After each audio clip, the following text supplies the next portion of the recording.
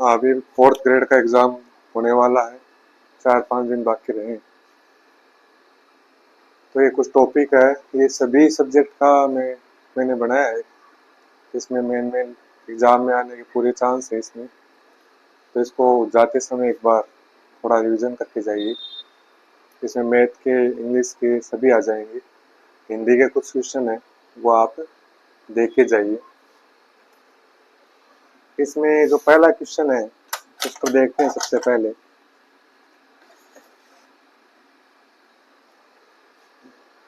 इसमें जो पहला क्वेश्चन है, व्यक्तिवाचक संज्ञा किसको बोलते हैं?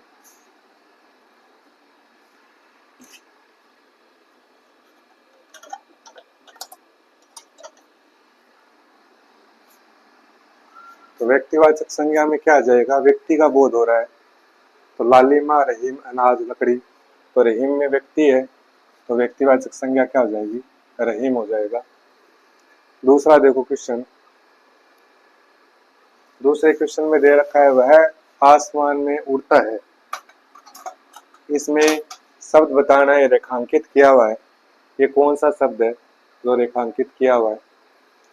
तो उड़ता क्या होती है? उड़ना क्रिया है। कौन सी क्रिया है? अकर्मक, सकर्मक, प्रेरणात्मक और पूर्वकालिक। तो इसमें कौन सा है? अकर्मक। कर्म नहीं, क्या उड़ता है? इसमें कोई उत्तर नहीं मिला, तो इसका मतलब ये अकर्मक क्रिया है। 1 नंबर हो जाएगा। तीसरा देखो, तद्भव और तत्सम का सही जोड़ा नहीं है। ध्यान रखना, नहीं है पूछा है। तो तद्भव और तत्सम का जोड़ा, तो तब सबसे पहले तद्भव आना चाहिए, उसके बाद तत्सम आना चाहिए। तो तद्भव, इसमें देखो आम और आम्र, ये तद्भव है और ये तत्सम है। ये तो हो गया। आंवला, आमलक। तत्सम मतलब संस्कृत वाले, तद्भव मतलब मूल भाषा वाले। तो ये भी है तद्भव, ये तद्भव है, ये तत्सम हो गया। अंगुष्ठ और अंगूठा, और कोई नहीं। इसमें देखो क्या हो रहा है, अंगुष्ठ क्या है? तत्सम है, ये तद्भव है।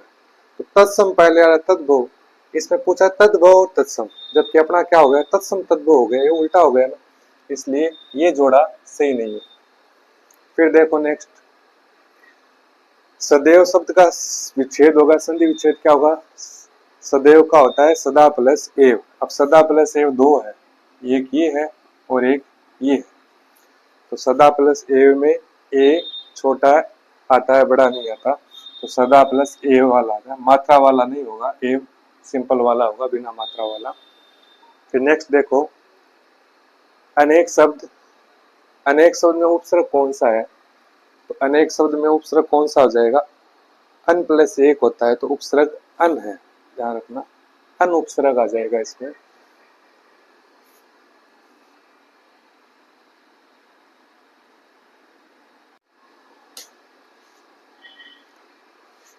हाँ, इसमें नेक्स्ट क्वेश्चन देखो, छठा नंबर, वासुदेव शब्द में प्रत्यय बहुत बार एग्जाम में बहुत बार आया हुआ भी है और पूछते भी है। तो वासुदेव में कौन सा प्रत्यय कौन सा है? तो ये वह प्रत्यय नहीं है, वह में अ छुपा हुआ है। तो इसमें क्या हो जाएगा? अप्रत्यय। न एव है, न आ है, न वह, अप्रत्यय। फिर देखो नेक्स्ट 7 नंबर, अंक का पर्यायवाची शब्द है। अंक का पर्यायवाची शब्द क्या होता है?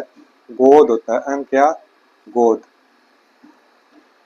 नेक्स्ट, खल का विलोम शब्द है। खल मतलब दुष्ट प्रकृति का इंसान होता है, तो खल का विलोम क्या हो गया? सज्जन पुरुष हो गया। तो इसमें सज्जन हो गया। ये दुष्ट है, ये तो समानार्थी शब्द हो गए, अपने को विलोम पूछा है सज्जन। नेक्स्ट है, अकाउंटेबिलिटी का मानक हिंदी शब्द है। अकाउंटेबिलिटी का हिंदी रूप क्या है? तो अकाउंटेबिलिटी, अकाउंट से आप खाता मत समझ जाना, क्योंकि अकाउंटेबिलिटी आगे ही लगते ही पूरा अर्थ ही चेंज हो जाता है। तो अकाउंटेबिलिटी का उत्तर होता है जवाबदेही को बोलते हैं अकाउंटेबिलिटी, न कि खातेदारी, लेखा, शाखा, चालू खाता। खाता से कोई कनेक्शन नहीं होता इसका, तो जवाबदेही।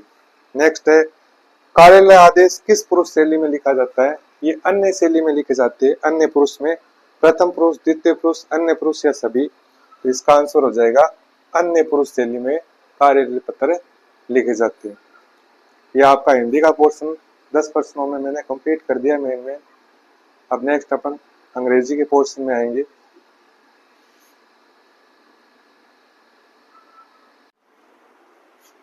हाँ, नेक्स्ट 10 क्वेश्चन हो गए थे। 11वां देखो, इंग्लिश के हैं, गीता नोट सी जयपुर टिल नाउ। तो देखो इससे कौन सा टेंस आपको लग रहा है इस वाक्य में? तो देखो नाउ, नाउ मतलब प्रेजेंट, अब बात प्रेजेंट की है। इस तीन चीजें प्रेजेंट में, डिड नॉट सी ये पास्ट की आ गई, ये तो वैसे ही बाहर हो गया। अब does, has, have, present indefinite और प्रेजेंट परफेक्ट के दो है। टिल तभी आता है, परफेक्ट वाक्य होता है तो टिल का यूज होता है। तो टिल नाउ है, ये प्रेजेंट परफेक्ट का सिंबल होता है। यदि वाक्य में टिल नाउ लगा हुआ है इसका मतलब वो प्रेजेंट परफेक्ट का वाक्य है। तो प्रेजेंट परफेक्ट में दो है, हैज नॉट और have not, has not seen और हैव नॉट सीन। अब देखो हैज हैव आपको पता है सिंगल है तो हैज, प्लूरल तो हैव। तो गीता क्या है? सिंगुलर नाउन है तो हैज नॉट सीन आ जाएगा। नेक्स्ट देखो, honesty is the best quality. तो ऑनेस्टी से पीछे कोई भी आर्टिकल नहीं लगता क्योंकि ऑनेस्टी क्या होती है? एक गुण है और उसमें कोई आर्टिकल यूज नहीं होता, तो नन आ जाएगा। इसमें ए एन डी कोई भी आर्टिकल नहीं होता। नेक्स्ट है, राजस्थान के किस क्षेत्र में अनुप्रस्थ बालू का स्तूप पाए जाते हैं? एक होते अनुदैर्ध्य लॉन्गिट्यूडनल, अनुदैर्ध्य बालू का स्तूप होते हैं वो जैसलमेर में पाए जाते हैं। और अनुप्रस्थ बालू का स्तूप है वो बीकानेर के आसपास होते हैं। तो बीकानेर मतलब पूगल जो क्षेत्र है बीकानेर का, उसके आसपास क्षेत्र, लूणी जवाई बेसिन वो जालोर गोडवाड़ा प्रदेश, जैसलमेर के रामगढ़ क्षेत्र ये तो अनुदैर्ध्य में आ गया, अजमेर के पुष्कर। तो अनुप्रस्थ बालू का स्तूप होते हैं वो बीकानेर पूगल के आसपास पाए जाते हैं। इंपॉर्टेंट है, ऐसे मान लो एग्जाम में पूरे चांस है इनके आने के, बहुत ही। नेक्स्ट देखो, राजस्थान के किस प्रसिद्ध झील पर नटनी का चबूतरा निर्मित है? अब नटनी का चबूतरा है वो उदयपुर में पिछोला झील पर है, ध्यान रखना। पिछोला झील पर एक प्रसिद्ध है वो नटनी का चबूतरा है। और नेक्स्ट है, राजस्थान के किस जिले में लाल लोमी मृदा पाई जाती है? तो लाल लोमी जो मृदा होती है वो अपने राजस्थान के दक्षिणी क्षेत्र के जिले हैं उसमें पाई जाती है। तो डूंगरपुर बांसवाड़ा क्षेत्र है वहां लाल लोमी मृदा पाई जाती है।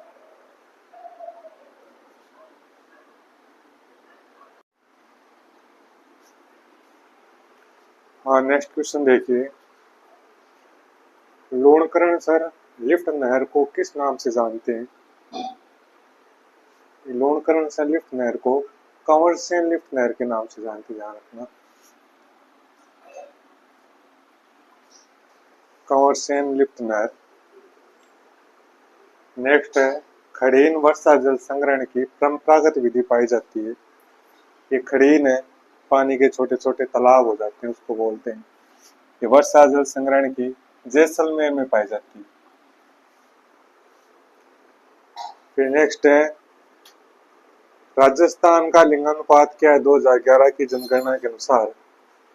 तो 927, 28, 29, तो 928 है। नेक्स्ट है, मध्य रेलवे अपने राजस्थान में वैसे तो उत्तर पश्चिमी रेलवे में ही आता है पूरा, एक आधा जिला होता है जो कि मध्य रेलवे में आता है। वैसे एमपी का क्षेत्र है वो आता है मध्य रेलवे में। मध्य रेलवे में अंतर्गत राजस्थान का कौन सा जिला आता है? राजस्थान का एक जिला है इनमें से जो मध्य रेलवे में आता है वो है अपना धौलपुर जिला है जो कि मध्य रेलवे में आता है। वैसे जो उत्तर पश्चिमी रेलवे का मुख्यालय आपसे पूछा जाए मान लो तो आपको जयपुर करना है। नेक्स्ट है, छप्पनिया काल कब पड़ा था? अब नाम से देखो छप्पनिया काल 1956 हो सकता है, 1800 भी 56 हो सकता है, 20वीं है, विक्रम संवत है, इनमें कंफ्यूजन रहता है। तो छप्पनिया काल 1956, सबसे पहले 1956 देखा जाता है, लेकिन 1956 वो ईस्वी नहीं है, वो है विक्रम संवत 1956। इस प्रश्न में बहुत गलतियां करते लोग। तो 1956 विक्रम संवत है और मान लो ये 1956 विक्रम संवत न दे, ईस्वी में पूछ ले कि ईस्वी कौन सी थी, जैसे अभी जो चल रही है तो ईस्वी कौन सी थी, ये 1899 ईस्वी थी, ध्यान रखना 1899 ईस्वी करना पड़ेगा इसको, मैं इसी में बता देता हूं।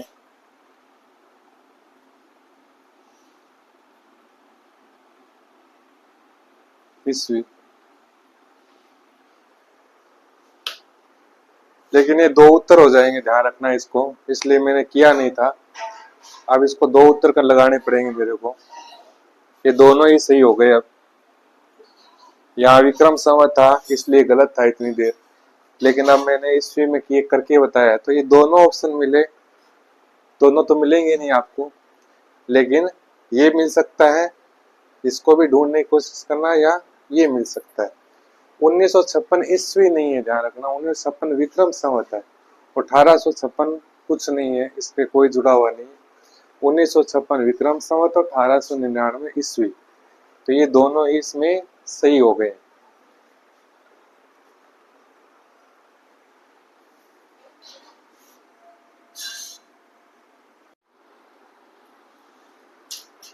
नेक्स्ट देखो, 1857 की क्रांति के समय किस पॉलिटिकल एजेंट का सिर काटकर अवा किले पर लटका दिया था? मेजर बर्टन, मोशन, सोवर्स और पैट्रिक लॉरेंस। तो मारवाड़, अवा पाली में है तो मारवाड़ का होगा, मारवाड़ का मेक मोशन था पॉलिटिकल एजेंट, तो उसका सिर काटकर आवा किले पर लटका दिया था। मेजर बर्टन कोटा का था, सावर्स मेवाड़ का था और लॉरेंस एजीजी था। नेक्स्ट देखो, श्रीमती किशोरी देवी किस किसान आंदोलन से संबंधित है? तो किशोरी देवी है वो सीकर किसान आंदोलन से संबंधित है, सीकर हो जाएगा इसका आंसर। रूपाजी और कृपाजी किस किसान आंदोलन से संबंधित है? तो रूपाजी और कृपाजी है वो बेगू किसान आंदोलन से संबंधित है, बिजोलिया, बेगू, अलवर, बूंदी, तो इसका आंसर हो जाएगा बेगू किसान आंदोलन। नेक्स्ट है, सागरमल गोपा का संबंध किस सियासत से है? तो इसको जेल में प्रताड़ना देकर मार दिया था सागरमल गोपा, जो कि जैसलमेर रियासत से संबंधित है, किशनगढ़, उदयपुर, जैसलमेर और बीकानेर, तो जैसलमेर हो जाएगा। हातल गांव का संबंध एकीकरण की किस रियासत से है? तो हातल गांव था वो सिरोही में था, इसका आंसर हो जाएगा सिरोही।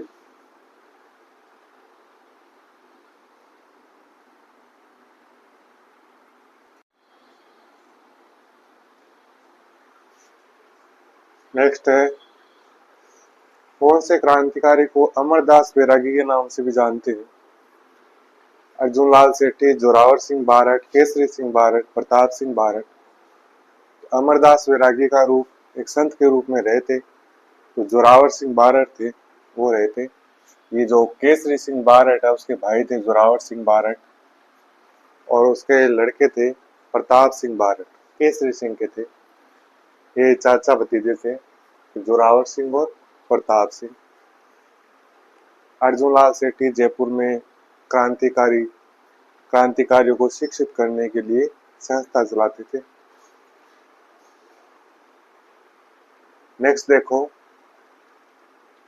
10 सिर 54 हाथ वाली देवी का किस नाम से जानते, किसको बोलते हैं? सचियाई माता, नकटी माता, सुगाली माता और नंगनेची माता। तो सुगाली माता को 10 सिर 54 हाथ वाली देवी बोलते हैं। सुगाली माता, 1857 की क्रांति की माता भी बोलते हैं इसको, सुगाली माता को, या आओ की कुल देवी भी बोलते हैं। नेक्स्ट है 28 नंबर क्वेश्चन, राजस्थान साहित्य अकादमी कहाँ पर है? उदयपुर, जोधपुर, जयपुर, बीकानेर। ये उदयपुर में राजस्थान साहित्य अकादमी।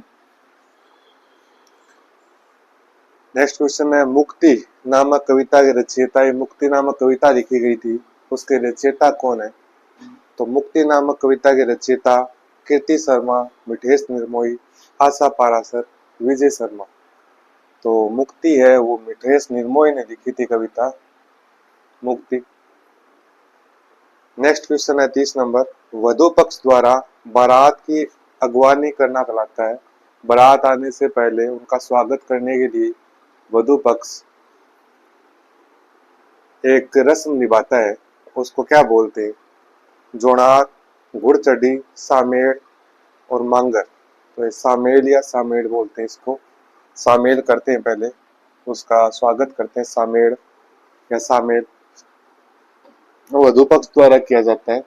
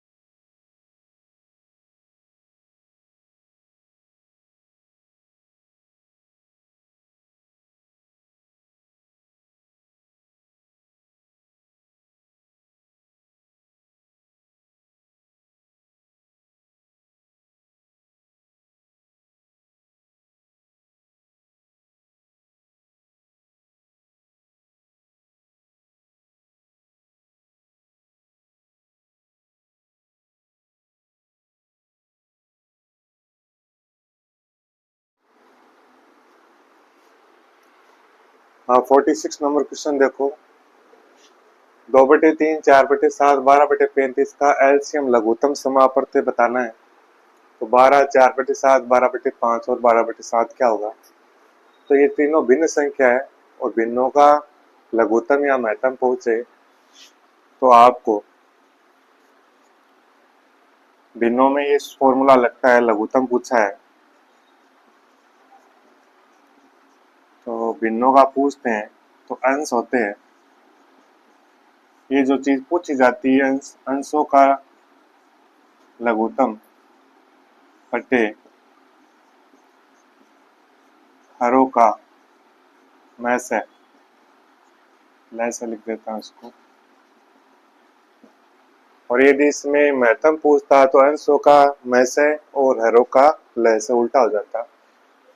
तो लघुत्तम पूछा है तो अंशों का लय से ये क्या है तीनों, 2, 4, 12, 2, 4, 12 का लय से निकालना आपको बटे 3, 7, 35। हर क्या है? 3 है, 7 है, 35 है, उसका मैं से बताना है। तो 2, 4, 12 का लघुत्तम निकालोगे आप तो 12 आएगा बटे 3, 7, 35। तीनों में कोई भी चीज कॉमन नहीं है कि तीनों में चली जाए, तो तीनों में एक चीज कॉमन है, एक। तो तीनों का मैं से क्या हो जाएगा? एक। आप में से निकालोगे तो भी यही क्या आएगा, इसका निकालना क्या है, तीनों में किसी भी कॉमन संख्या में भाग नहीं जाता, तो एक हो गया। तो 12/1 मतलब 12, तो इसका आंसर क्या आ गया? 12 आ गया।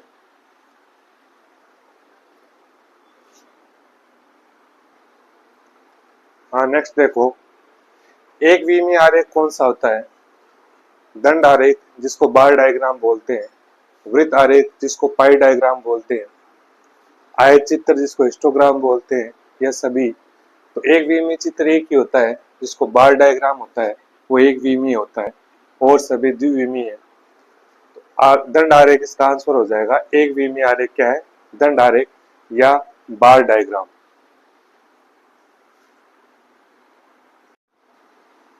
नेक्स्ट क्वेश्चन देखो, 225 मीटर लंबी रेलगाड़ी किसी विद्युत के खंभे को पार करने में 15 सेकंड लेती है, तो रेलगाड़ी की चाल होगी। पूछा क्या है? चाल पूछा है। आंसर दे रखा है 18, 54, 12, कोई नहीं। तो इसमें चाल पूछी है, चाल आपको पता है दूरी बटे समय होता है। अब दूरी मतलब रेलगाड़ी कितनी लंबी है वही उसकी दूरी है। तो रेलगाड़ी कितनी है? 225 मीटर लंबी है, बटे समय कितना है? 15 सेकंड है। 15 सेकंड का समय लगता है। ध्यान रखना मीटर सेकंड है और चाल किसमें निकालते? Kilometre per hour. देखो आंसर में भी किलोमीटर पर आवर में कह रखा है, तो इसका मतलब किलोमीटर पर आवर में निकालना है। तो किलोमीटर पर आवर में निकालते हैं तो इसको 18/5 से डिवाइड कर देते हैं। 18/5, यदि इसका उल्टा करना हो तो 5/18 कर देते हैं। किलोमीटर पर आवर में दे रखा और मीटर प्रति सेकंड में करना हो तो 5/18 कर दो, और मीटर प्रति सेकंड से किलोमीटर प्रति आवर करना हो तो 18/5 कर दो, निकल आएगा। अब इसमें देखो पार दो, 15, 15, 225 होते हैं, तो 15, 15, 225 और 5, 3, 15, 18, 54, 54 किलोमीटर पर आवर। ये रहा 54 किलोमीटर पर आवर। अब यहाँ एक बात ध्यान देना कि रेलगाड़ी की लंबाई है, अपन ने दूरी माना है इसको 225 मीटर। इस खंबे को पार करिए तब तक तो कोई दिक्कत नहीं है, कोई सुरंग हो या अन्य कोई चीज हो उसको पार करिए, पुल को पार करिए, तो वो देगा यहाँ कि पुल इतना लंबा है। तो यदि पुल सुरंग इनको पार कर रही हो तो इस दूरी में रेलगाड़ी की लंबाई में वो पुल और सुरंग वाली भी जुड़ जाएगी। खंबे को पार करती है तब नहीं जुड़ती है। सुरंग पुल यदि इनको पार करे तो वो अगला देगा कि इतनी मीटर लंबी सुरंग है उसको पार करे, तो आप इसको रेलगाड़ी की लंबाई को प्लस उस सुरंग को जोड़ देना है दूरी में, ऐसा में आपको देगा। और 18 बटे आप देख ही लेना, किलोमीटर पर आवर में निकालना है, मीटर प्रति सेकंड में निकालना है, ऐसे हो जाएगा। तो इसका आंसर हो जाएगा 54 किलोमीटर पर आवर।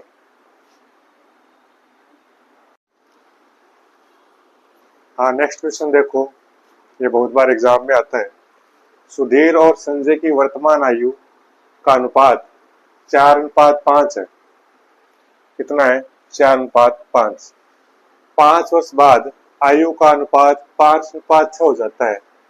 तो सुधीर की वर्तमान आयु बतानी है। 25 वर्ष, 18 वर्ष, 20 वर्ष और 24 वर्ष। तो सुधीर और संजय की वर्तमान आयु देखो। सुधीर व संजय की वर्तमान आयु अब अनुपात में 4:5। तो वैसे आयु क्या होगी? 4x और 5x होगी दोनों की। ये तो अनुपातों में, तो माना आपने इसकी वर्तमान आयु 4x है, इसकी 5x है। तो अनुपात है तो 4/5 है, 4x/5x। ये दोनों का इनका अनुपात है, मतलब इनकी आयु आ गई। ये सुधीर की आ गई और ये संजय की आ गई। 5 वर्ष बाद, 5 वर्ष मतलब 5 जुड़ जाएंगे दोनों में, क्योंकि दोनों की बढ़ेगी 5-5। 5 वर्ष बाद कितनी हो जाती है? 5:5 है। 5:5 का मतलब 5/6 हो जाती है। इसकी ये हो जाती है सुधीर की, और संजय की ये हो जाती है। अब आपके पास समीकरण आ गया। सुधीर की वर्तमान आयु बतानी है, मतलब x का मान है तो आप सुधीर की वर्तमान आयु पता लग जाएगी। ये 4x है, तो जैसे x का मान आएगा 4 से गुणा होते सुधीर की आयु आ जाएगी। यदि संजय की पूछता तो x का मान को 5 से गुणा कर देते, क्योंकि वर्तमान आयु पूछी इसमें। तो देखो, क्रॉस मल्टीप्लाई कर दो इसका।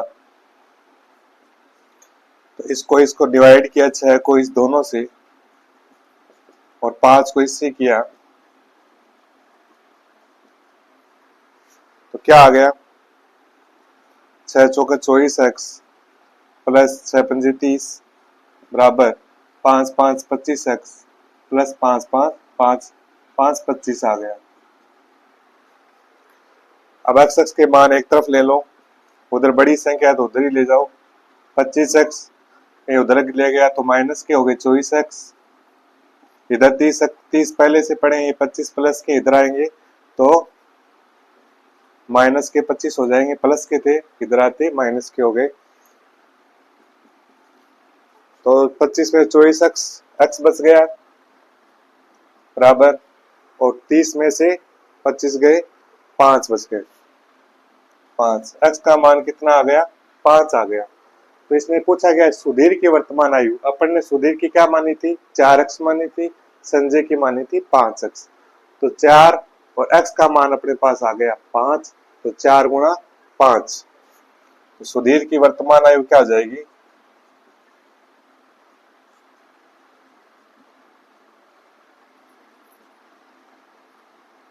ये 4x माना था, 4 × x का मान है 5, 5 × 20, तो कितनी आ गई?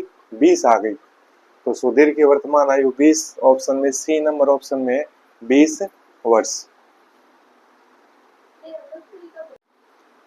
हाँ, लास्ट क्वेश्चन देखो अपने मैराथन का। 5,000 पर 8% वार्षिक दर से 2 वर्ष का साधारण ब्याज बताना है। तो आपको पता है साधारण ब्याज का फॉर्मूला क्या होता है?